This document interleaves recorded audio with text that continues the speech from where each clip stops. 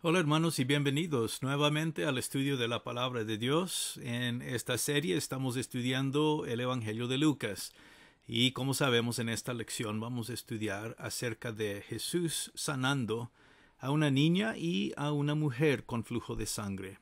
Esto se encuentra en Lucas capítulo 8 versos 40 al 56 y es una de las historias más bien conocidas en los evangelios. En verdad, los tres evangelios de Mateo, Marcos y Lucas contienen esta historia donde Jesús sana a estas dos mujeres, otra vez una niña, una joven y una mujer ya adulta. Vamos a entrar en el texto como siempre hacemos y vamos a ver cómo comienza esta historia. Dice así el texto de Lucas capítulo 8, comenzando en el verso 40. Dice, cuando volvió Jesús, le recibió la multitud con gozo, porque todos le esperaban. Entonces vino un varón llamado Jairo, que era principal de la sinagoga, y postrándose a los pies de Jesús, le rogaba que entrase en su casa, porque tenía una hija única, como de 12 años, que se estaba muriendo. Bueno, ahí está, ¿verdad?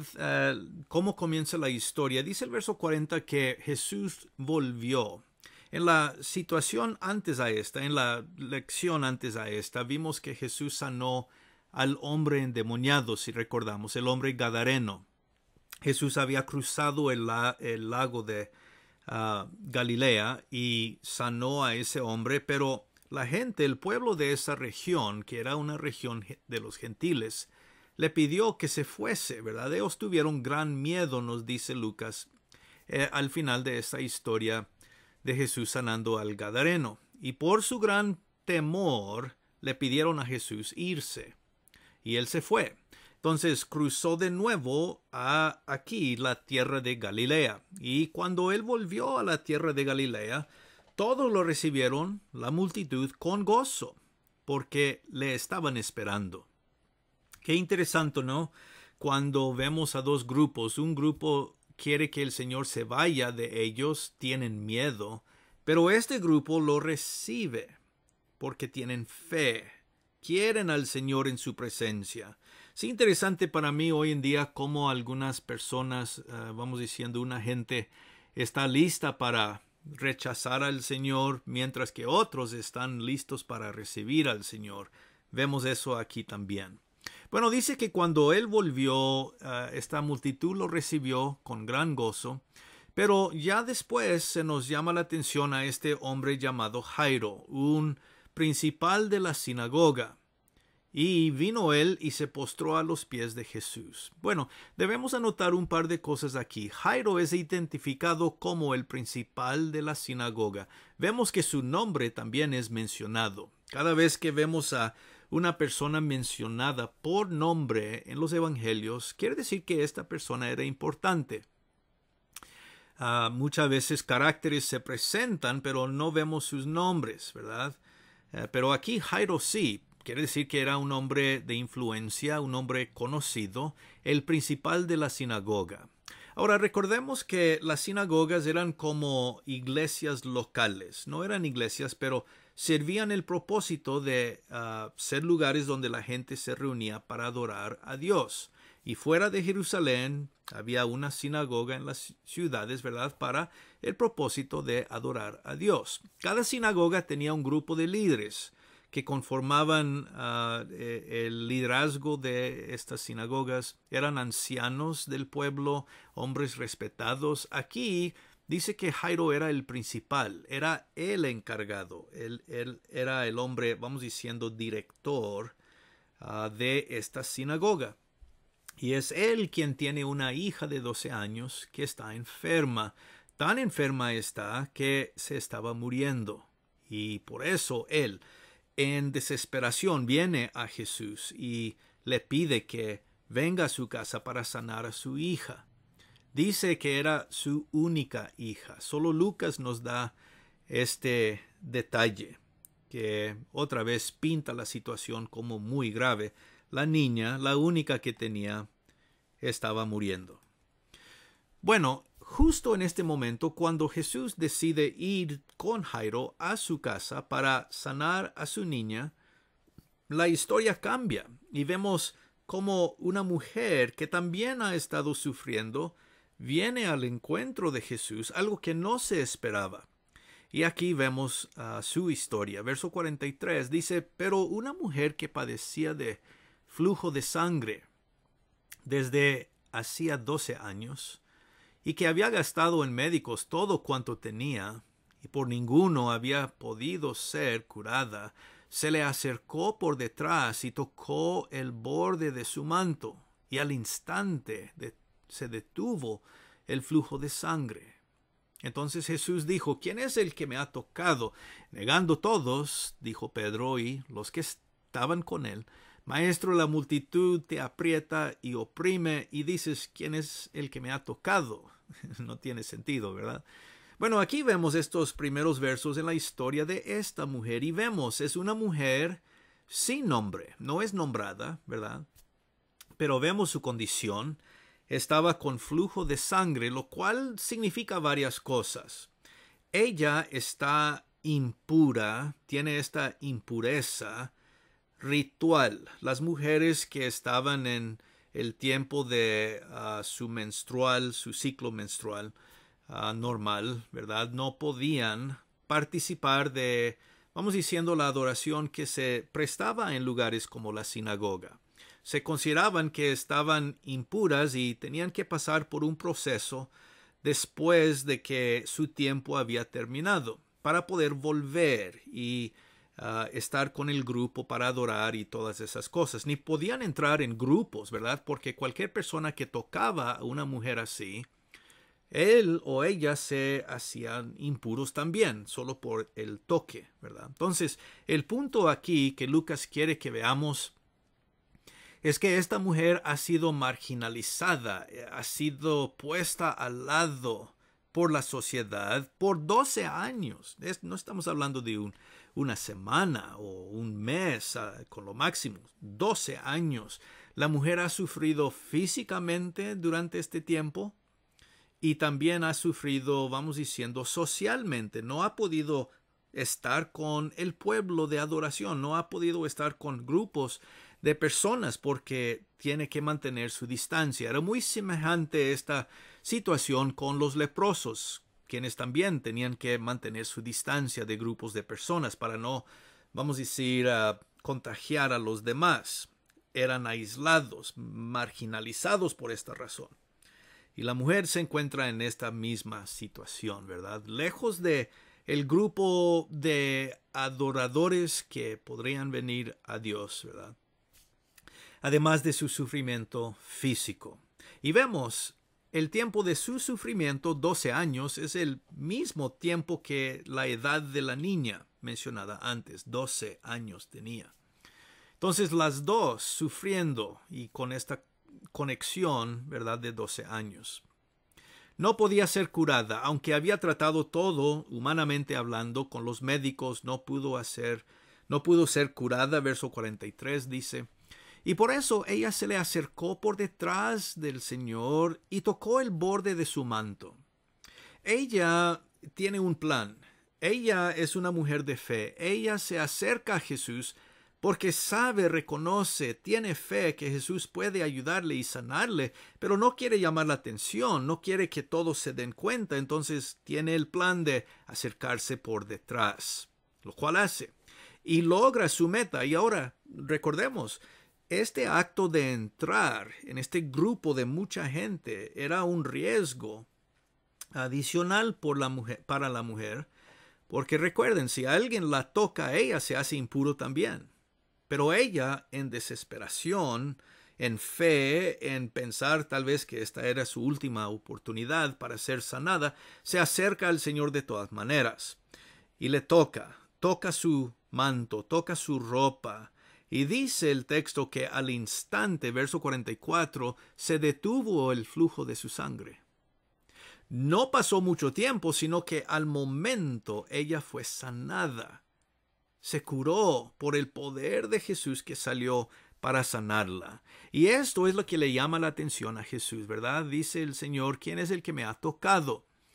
Porque el Señor reconoce que alguien le ha tocado con fe, ¿verdad? Cuando los discípulos dicen, pues Señor, todos te están tocando, el Señor dice, no estoy hablando de un solo toque, yo estoy hablando de que alguien me tocó con fe, con poder salió de mí, yo sé, algo ha sucedido aquí, ¿verdad? Y eso es lo que nos dice la sección siguiente, verso 46. Alguien me ha tocado, dijo Jesús, porque yo he conocido que ha salido poder de mí. Entonces, cuando la mujer vio que no había quedado oculta, vino temblando, con miedo, ¿verdad?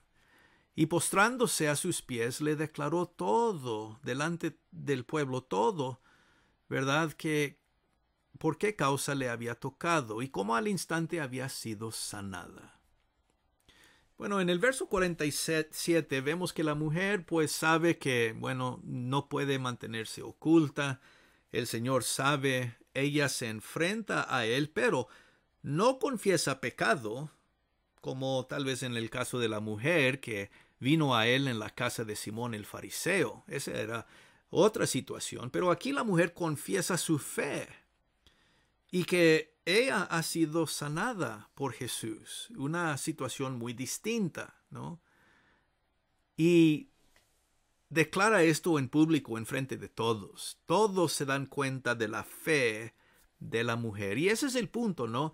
La fe que tenemos en Jesús es algo que debemos proclamar o dejar saber a los demás.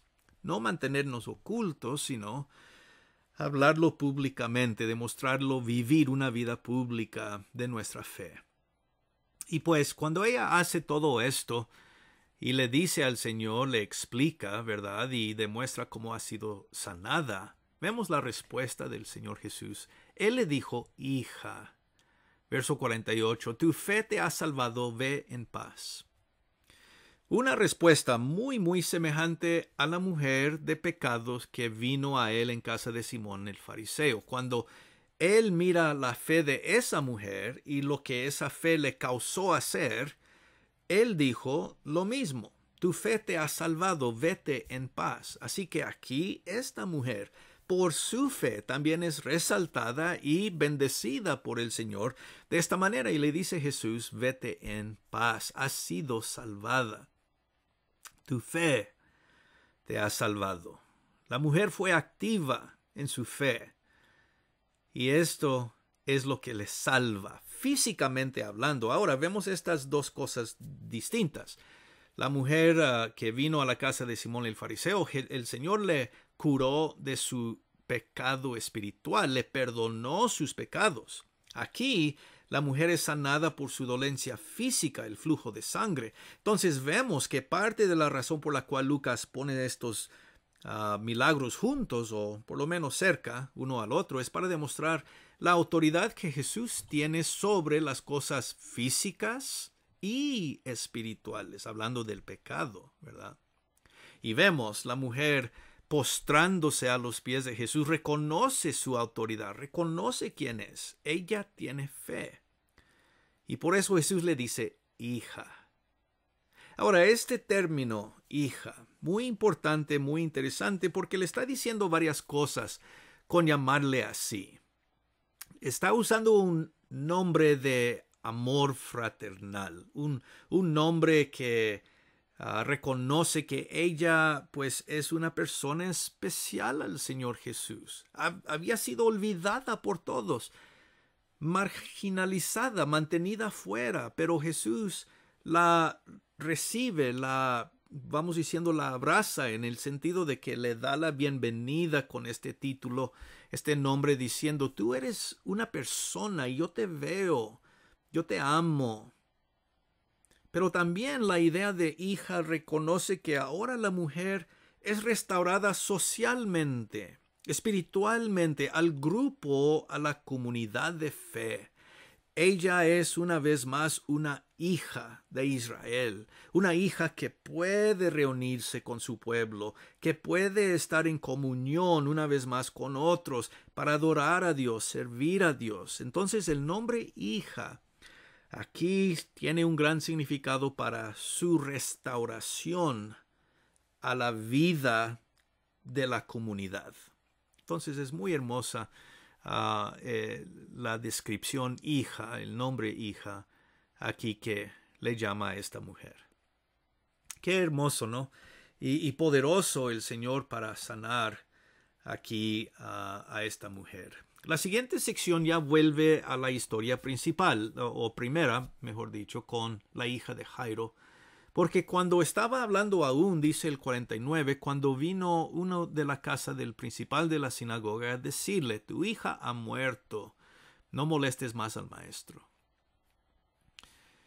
Pensemos de esta forma, ahí está Jairo y está viendo, acaba de ver cómo Jesús sanó a esta mujer. De su dolencia física, me imagino Jairo ahora tiene más confianza, más fe, más gozo. Porque si Jesús pudo salvarla a ella y sanarla, puede hacer lo mismo para su hija. Pero justo en ese momento, cuando él tiene más confianza, le viene la noticia de la muerte de su hija. El momento más alto con una noticia que lo trae más abajo, potencialmente hablando, él se da cuenta de su muerte. Esto ya es otro nivel, que no.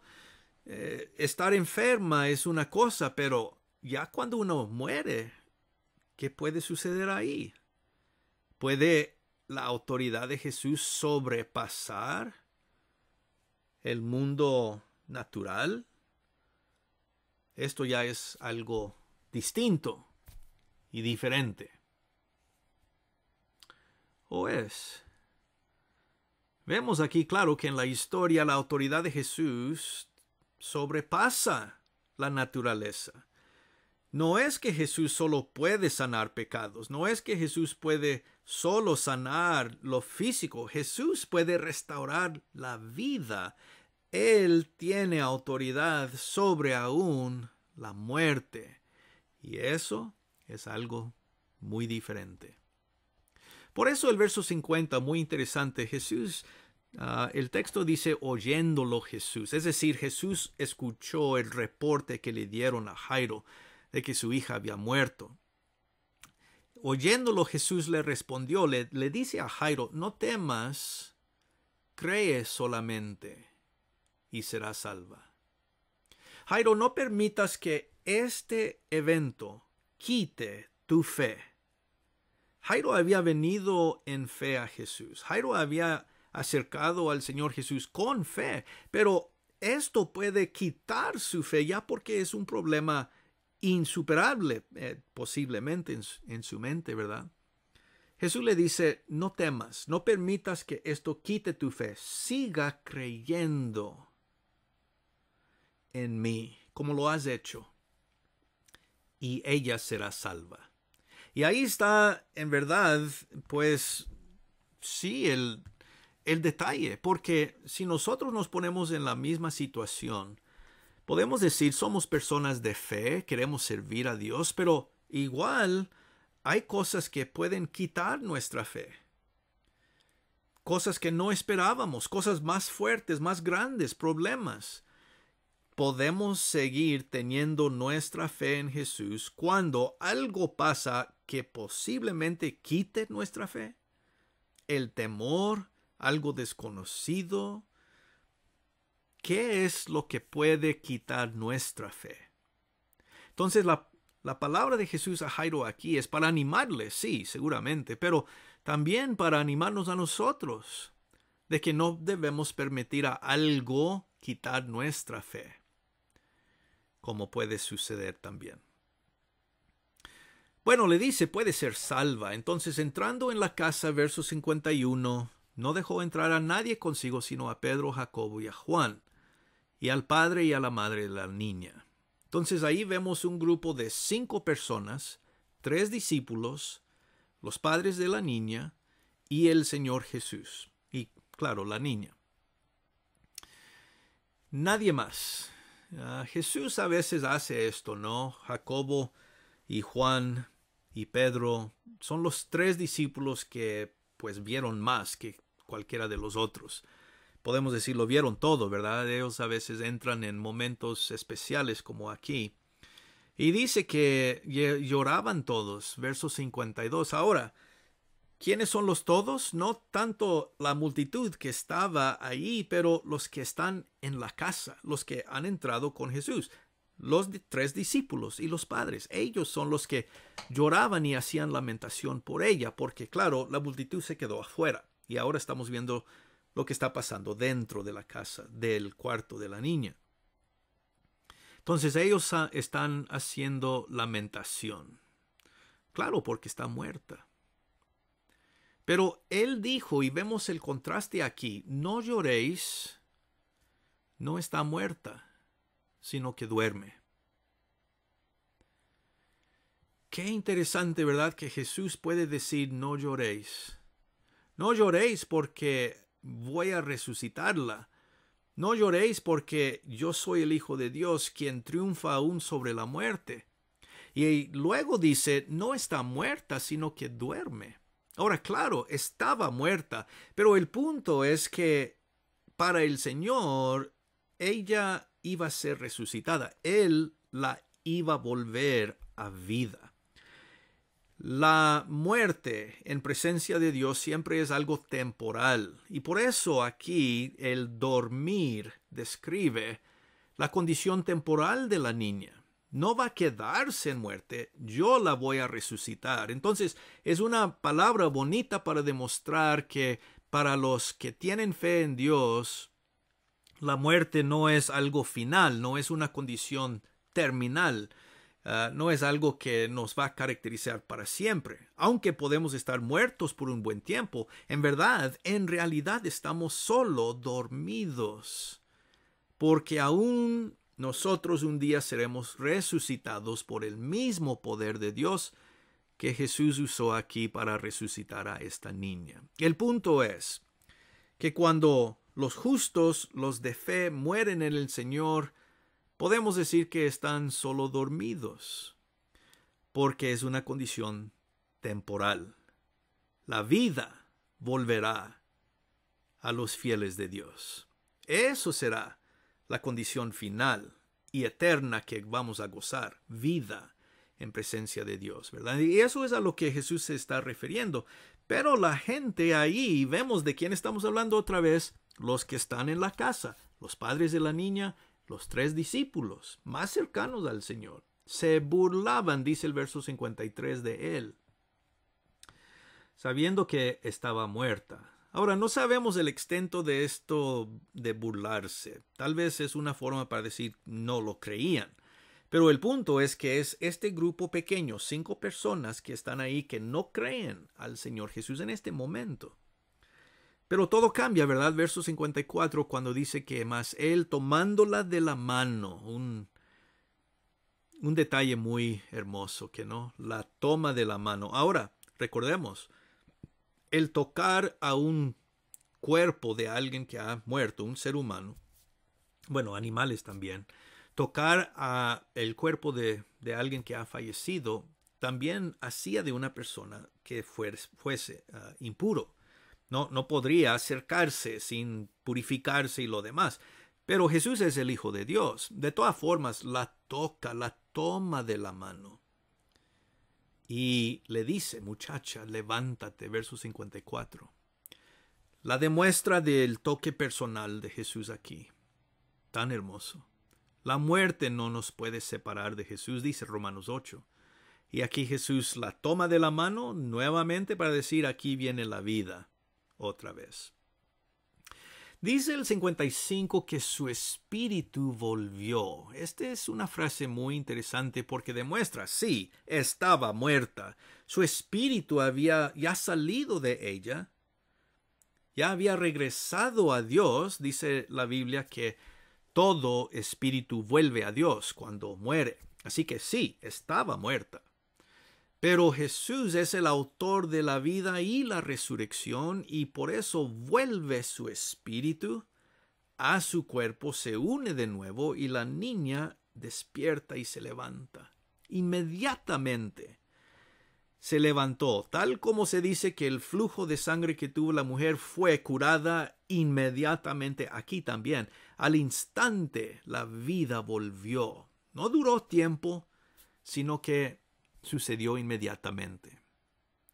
Y luego Jesús, dice el verso 55, mandó que se le diese de comer. Claro, ahora está viva una vez más, va a necesitar sus fuerzas. Miremos el verso 56 cómo termina. Dice, sus padres estaban atónitos. Esta palabra atónitos es una mezcla de dos palabras que significa estar con miedo, pero estar asombrados a la misma vez. Jesús tiene autoridad sobre la muerte y la vida. No es solo sanar un cuerpo de su dolencia física, ni aún es solamente la autoridad de Jesús para poder perdonar pecados, la necesidad espiritual, la necesidad física. El poder de Jesús, la autoridad de Jesús va más allá a la vida y la muerte. Jesús tiene autoridad sobre la muerte. Y eso sí es algo diferente, ¿que no? Por eso estaban atónitos, no sabían qué pensar. Y qué de los discípulos, me imagino, muy semejantes también. ¿Cómo estaríamos todos nosotros si estuviéramos ahí?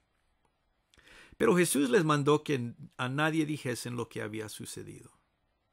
Jesús le dice, este es algo para ustedes, no hay que publicar esto a todo el mundo. Pero me imagino que esto hubiera sido muy difícil mantener a sí mismo, ¿verdad? Qué historia más maravillosa de quién es Jesús, ¿verdad? Pero aquí es donde termina la historia y vemos, nos quedamos ahí en esa habitación de la niña, pues atónitos también, gozosos, maravillados del poder y la autoridad de Jesús. Y vemos cómo Lucas ha combinado estos milagros juntos, ¿verdad? Primeramente, otra vez, el milagro de la mujer que vino a la casa de Simón el fariseo. Jesús la perdonó de sus pecados. La primera mujer en esta historia, sanada de una dolencia física, su flujo de sangre. Y aquí la niña, restaurada a vida, después de que había pasado a la muerte. Claro, Lucas quiere que veamos que no hay nada en esta vida que debe quitar nuestra fe que tenemos en Jesús. No permitamos que algo quite nuestra fe, ni pecado espiritual, ni dolencia física, ni aun la muerte. Nuestra fe en Jesús debe ser constante, porque Él es el único Hijo de Dios quien puede lograr todas las cosas. Así que mantengamos nuestra fe, hermanos, en Él. No permitamos que nada quite nuestra fe, sino que sigamos creyendo y así también nosotros seguiremos siendo salvos y un día, aún después de nuestras muertes, el Señor nos va a resucitar a nosotros también. Con Jesús no hay límites. Claro, Él es el autor de todas las cosas y el todopoderoso Hijo de Dios. Qué historia tan hermosa, ¿no?